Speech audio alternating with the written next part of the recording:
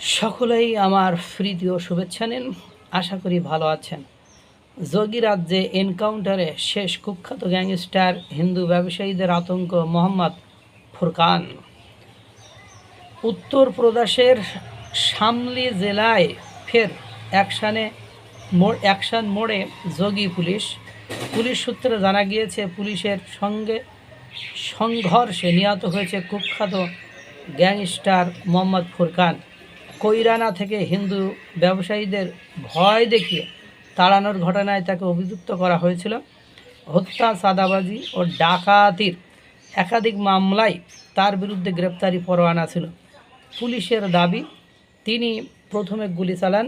খবর ছড়িয়ে পড়ার পর কৈরানার বহু ব্যবসায়ী মুখ্যমন্ত্রী যোগী আদিত্যনাথকে ধন্যবাদ জানিয়েছেন। বলেছেন, দীর্ঘদিনের ভয়ের অধ্যায় শেষ হয়েছে। বুধবার দুপুরের পর শামলির ঝিনজানা থানা এলাকার রাঙ্গানা গ্রামের জঙ্গলে এই সংঘর্ষ হয়। পুলিশের কাছে খবর ছিল ফুরকান সেখানে আছে।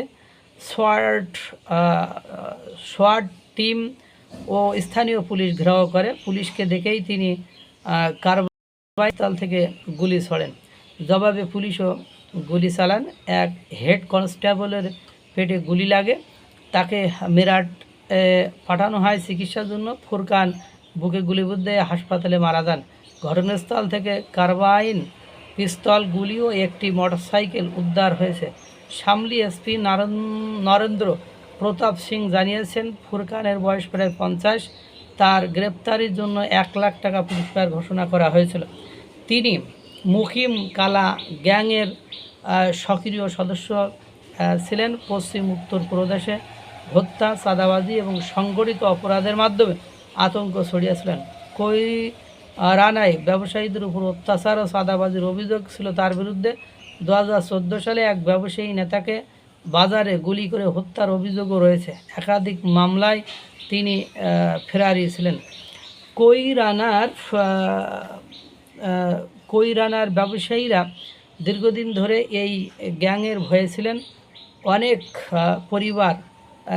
অনেকে পরিবার নিয়ে অন্যত্র চলে যেতে বাধ্য হয়েছিল। সেই সময়ের আতঙ্ক এখনও অনেকের মনে রয়েছে।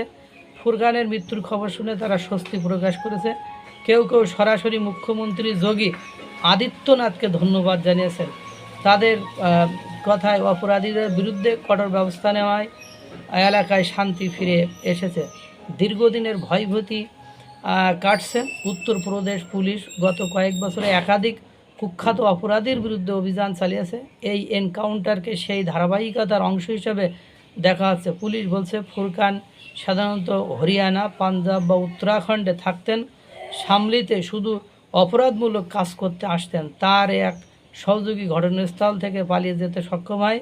তাকে ধরতে পুলিশ অভিযান চালাচ্ছে। অর্থাৎ যোগী সবকে ঠান্ডা করেছে, ডান্ডা বেড়ে ঠান্ডা করে দিয়েছে। মহান সৃষ্টিকর্তা সকলকে ভালো রাখুক, সুস্থ রাখুক।